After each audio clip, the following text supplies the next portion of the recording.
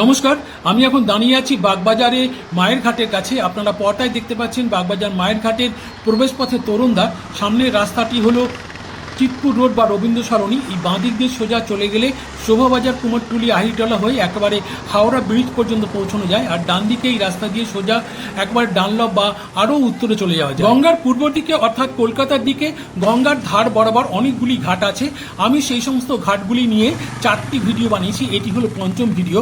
প্রথম ভিডিওটি ছিল বাগবাজার ঘাটের, দ্বিতীয় ভিডিওটি ছিল কুমোরটুলি ঘাটের, তৃতীয় ভিডিওটি ছিল চাঁপাতলা ঘাটের এবং চতুর্থ ভিডিওটি ছিল আহিরটলা ঘাটের।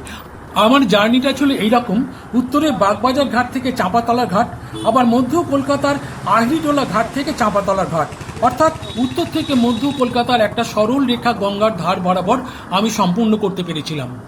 আপনারা এই তরুণদ্বারের উপরে শ্রী শ্রী মায়ের ঘাট কথাটি লেখা আছে, সেটি আপনারা দেখতে পেলেন। চলুন আমরা এই তরুণদ্বারের ভেতর দিয়ে আমরা মায়ের ঘাটের দিকে একটু এগোই। আমরা ক্রমশ এসে পৌঁছে গেছি সেই মায়ের ঘাটের কাছে। এই ঘাটটির প্রাচীন নাম কিন্তু দুর্গাচরণ মুখার্জির ঘাট। এখানে দেখুন চক্র রেলের লাইনের ধারে যে রেলের ফাঁকা জায়গা আছে সেখানে সংস্কারের কাজ চলছে। হ্যাঁ, যে কথা বলছিলাম যে এই ঘাটটির পুরনো নাম কিন্তু দুর্গাচরণ মুখার্জির ঘাট। এই দুর্গাচরণ মুখার্জি কর্মজীবনে বিভিন্ন সাহেবের দেওয়ান পদে কাজ করতেন বলে তাকে অনেকে দেওয়ান দুর্গাচরণ মুখার্জিও বলতো। সেই সময় তার সম্পর্কে আরও একটি নাম প্রচলিত ছিল সাধারণ মানুষের মুখে মুখে, সেটি হলো পাগলা বাবু। তার কারণ হিসেবে যেটুকু শোনা যায় যে সাহেবদের দেওয়ানি পদে কাজ করে তিনি প্রচুর অর্থ উপার্জন করেছিলেন। সেই অর্থ দিয়ে তিনি তার বাড়িতে প্রতিদিন বহু মানুষকে কাঙালি ভোজন করাতেন। না, কাঙালি ভোজন নামে নাক ছিটকাবেন না, নামে কাঙালি ভোজন হলেও তিনি মানুষদের নানা রকম বাঙালির সুস্বাদু ও উপাদেয় পদ পরিবেশন করতেন।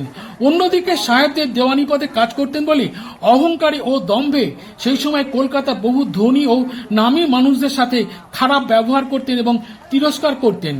1854 সালের 14ই মার্চ সংবাদ ভাস্কর পত্রিকায় প্রকাশিত হয়েছিল, দুর্গাচরণের দম্ভে কলিকাতা শহর হতভম্ব প্রায় হইয়া গিয়াছিল। এই মায়ের ঘাটের স্থাপত্যগুলো সম্পর্কে আমি আপনাদের পরে বলছি। তার আগে এই দুর্গাচরণ মুখার্জি সম্পর্কে শেষ কথাটুকু একটু বলে নিই। একবার এই দুর্গাচরণ মুখার্জি বেআইনিভাবে একটা জমিদারি হস্তগত করেছিলেন। বিস্তারিত বলার সময় নেই, সংক্ষেপে বলি। 1814 সালে তিনি যখন মারা যান তখন প্রায় 13 লক্ষ টাকা মূল্যের স্থাবর ও অস্থাবর সম্পত্তি রেখে যান। কিন্তু তার মারা যাওয়ার পরে ওই বেআইনি হস্তগত করা জমিদারির জন্য তার পুত্রদের একটা বিশাল অঙ্কের টাকা ক্ষতিপূরণ দিতে হয়েছিল আদালতের রায়ে। যাজ্ঞে সেসব। সেই ঘাটটি 2005 সালে নামকরণ করা হয় মায়ের ঘাট নামে। তার কারণ এই ঘাটের কাছে যে মায়ের বাড়ি আছে সেই বাড়িতে থাকাকালীন 2009 সাল থেকে 2020 সাল পর্যন্ত প্রতিদিন সকালবেলা মা শারদা এই ঘাটে স্নান করতে আসতেন। সেই জন্য এই ঘাটটির নামকরণ করা হয়েছে মায়ের ঘাট।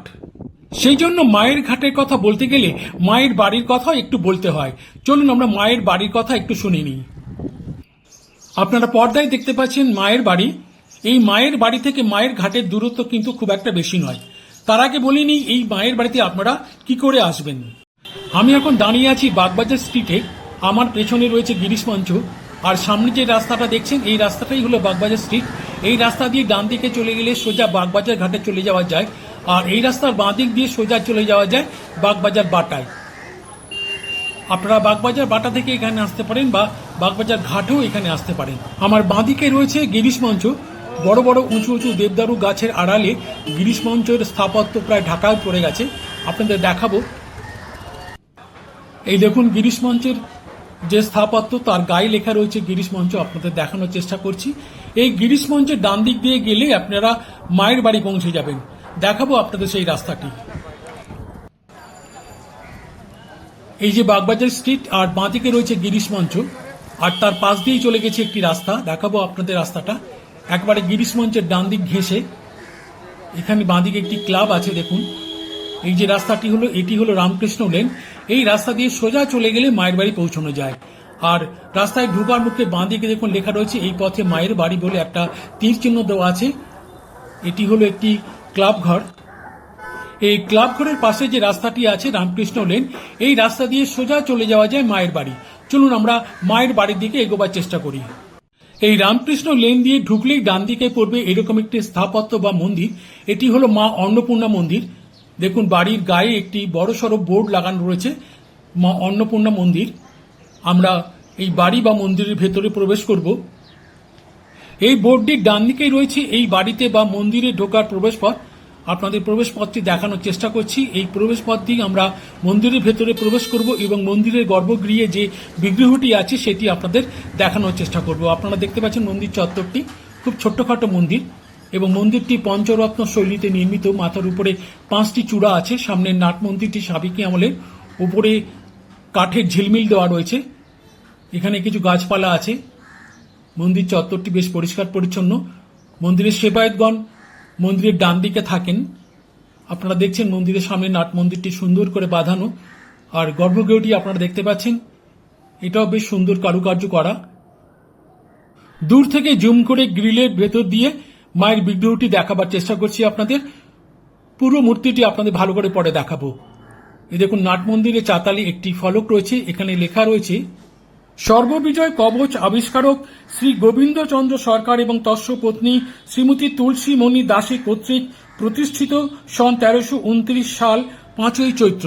এখন চলছে বাংলা 1432 সাল, অর্থাৎ আজ থেকে প্রায় 103 বছর আগে এই মন্দিরটি তৈরি হয়েছিল এবং এই বিগ্রহটি প্রতিষ্ঠা করা হয়েছিল। আপনারা দেখতে পাচ্ছেন মা অন্নপূর্ণার মূর্তি, পুরো অষ্টধাতুর তৈরি, আর বাঁদিকে রয়েছে শিবের মূর্তি। আপনাদের মূর্তিগুলো দেখাবার চেষ্টা করলাম। এবারে চলুন এই মন্দির ছেড়ে আমরা মায়ের বাড়ির দিকে আরো একটু এগিয়ে যাই। এবারে রাস্তার বাঁদিকে বাড়ির মাথায় একটি বোর্ড দেখানোর চেষ্টা করছি। দেখুন, লেখা আছে কেসি দাস। এটি হলো কেসি দাসের মিষ্টি তৈরির কারখানা। সমস্ত কলকাতা শহরে কেসি দাসের যত দোকান আছে, সমস্ত দোকানের সমস্ত রকম মিষ্টি কিন্তু এখানে তৈরি হয়ে থাকে। চলুন আমরা এই রাস্তা ধরে আরো একটু এগিয়ে যাই মায়ের বাড়ির দিকে। এই বাগবাজার অঞ্চলটি যেহেতু পুরনো পাড়া, সেই জন্য এই অঞ্চলে যেমন সাবেকি আমলের তৈরি বেশ কিছু পুরনো বাড়ি দেখা যায়, আবার বেশ কিছু জীর্ণ বাড়িও চোখে পড়ে পথ চলতে গিয়ে। এবার দেখাবো সেরকম একটি জীর্ণ বাড়ি। ওই বাড়িটির খুব কাছেই রয়েছে এই প্রাচীন জীর্ণ দোতলা বাড়িটি। আপনারা দেখছেন বাড়ির সামনের অংশ প্রায় ধসে গেছে আর আগাছার জঙ্গলে পরিবৃত হয়ে আছে। একেবারে আষ্টে পৃষ্ঠে গাছগুলি তার শেকড় আর ঝুড়ি দিয়ে বাড়িটিকে আঁকড়ে ধরেছে।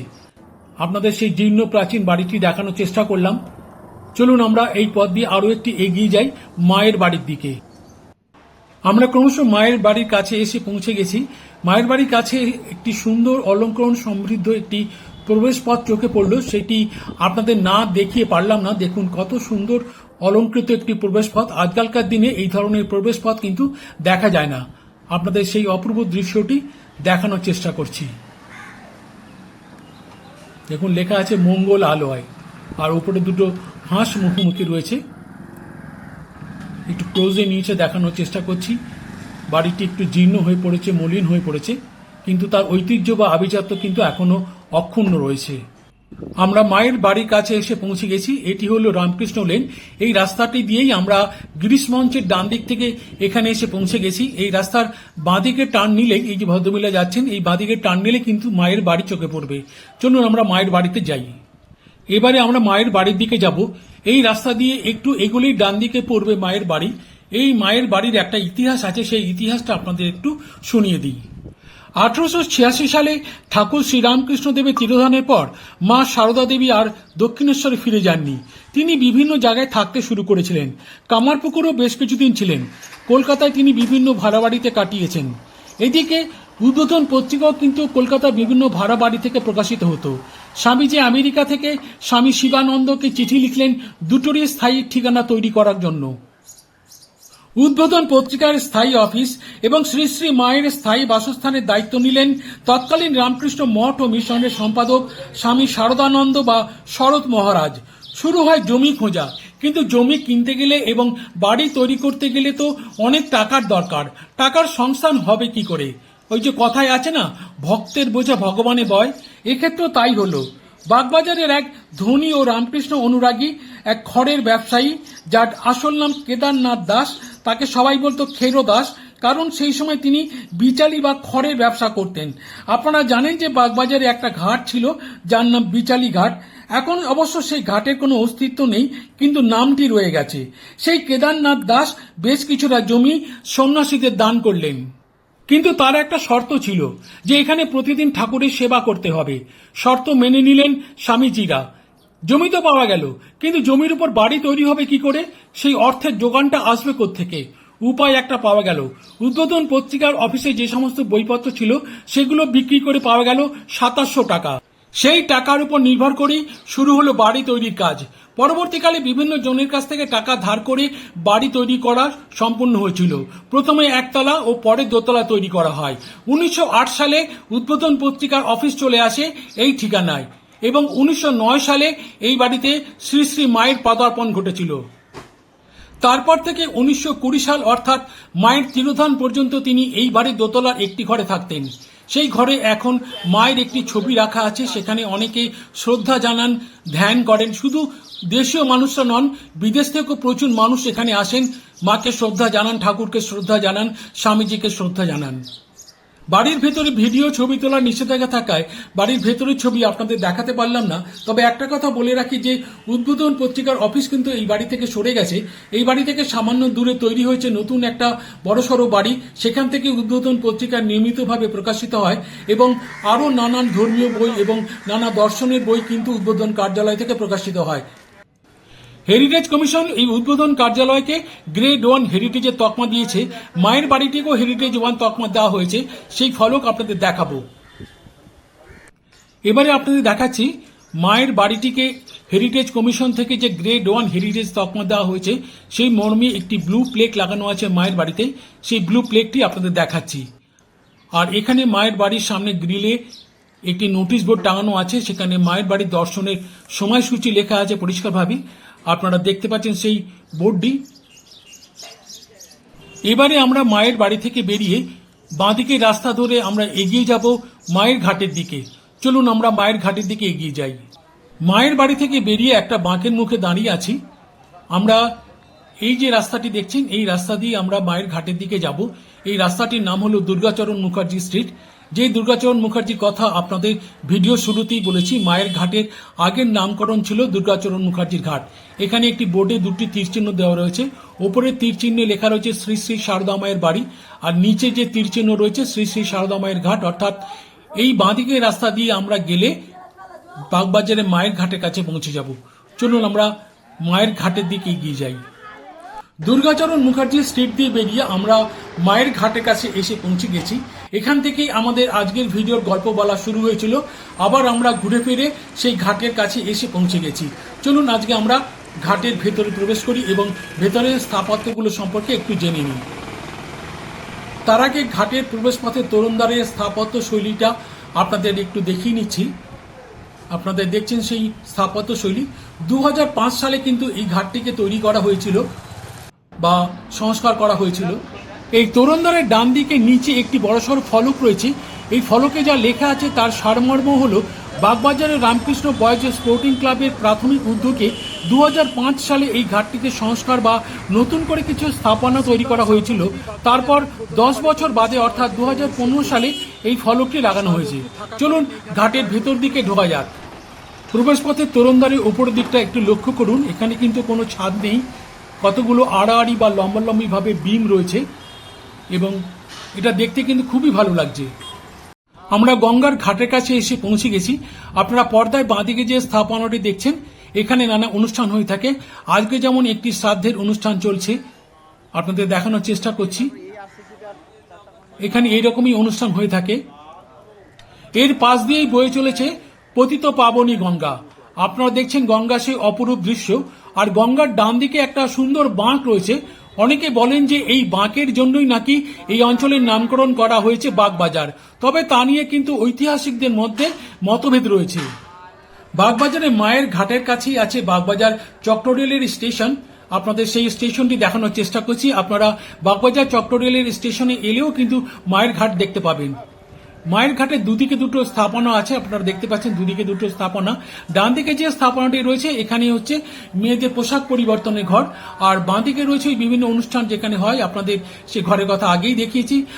ঘাটের ঠিক মাঝখানে রয়েছে মায়ের মন্দির। আপনারা দূর থেকে দেখছেন চৌকো মন্দিরটি, কাছ থেকে দেখাবো। এই যে দেখছেন আপনারা এক ভক্ত মাকে নমস্কার করছেন। মায়ের জন্মতিথি বা ঠাকুরের জন্মতিথি উপলক্ষে কিন্তু দেশ বিদেশের ভক্তরা এখানে এসে মাকে শ্রদ্ধা নিবেদন করেন। অনেকে ধূপ দ্বীপ জ্বালিয়ে থাকেন। মূর্তিটি আপনাদের খুব কাছ থেকে দেখাবো, যদিও মূর্তিটি কাঁচ দিয়ে ঢাকা, তাই বাইরে থেকে পরিষ্কারভাবে দেখানো যায় না, তবুও চেষ্টা করছি মায়ের মূর্তিটিকে যতটা সম্ভব সুন্দর করে দেখানোর। আপনারা দেখছেন বাইরে গ্রিল দেওয়া রয়েছে, তারপর কাঁচ রয়েছে, তার উপর একটি বেদির উপর মায়ের মূর্তি বসানো রয়েছে। সেই মূর্তিটি আপনাদের দেখানোর চেষ্টা করলাম। বন্ধুরা, মায়ের ঘাটের ভিডিও তাহলে আজকে এখানেই শেষ করছি। আজকের ভিডিওতে শুধু মায়ের ঘাট নয়, বাগবাজার অঞ্চলে একটা ছোটখাটো হেরিটেজ ওয়াক আপনাদের করিয়ে দিলাম আজকের এই ভিডিওর মাধ্যমে। আমার সঙ্গে যারা হেরিটেজ ওয়াক করেন তাদেরকেও আমি এইভাবে বিভিন্ন স্থাপত্যের পেছনে যে ইতিহাস আছে সেই ইতিহাসকে আমি তুলে ধরার চেষ্টা করি বা আপনাদের সামনে সেই গল্প শুনিয়ে থাকি। তবে আজকের ভিডিওতে আমার অনেক কথা বলার ছিল, অনেক কিছু দেখানোর ছিল, কিন্তু সময়ের অভাবে এবং ভিডিওর দৈর্ঘ্য বেড়ে যাবে এই ভয়ে আমি নিজেকে বিরত রাখতে বাধ্য হয়েছি। পরবর্তী কোনো ভিডিওতে যদি সম্ভব হয় আমি সেই কাহিনী আপনাদের শোনাবো। আজকের ভিডিও এখানেই শেষ করছি। সবাই খুব ভালো থাকবেন, সুস্থ থাকবেন এবং আনন্দ থাকবেন। নমস্কার।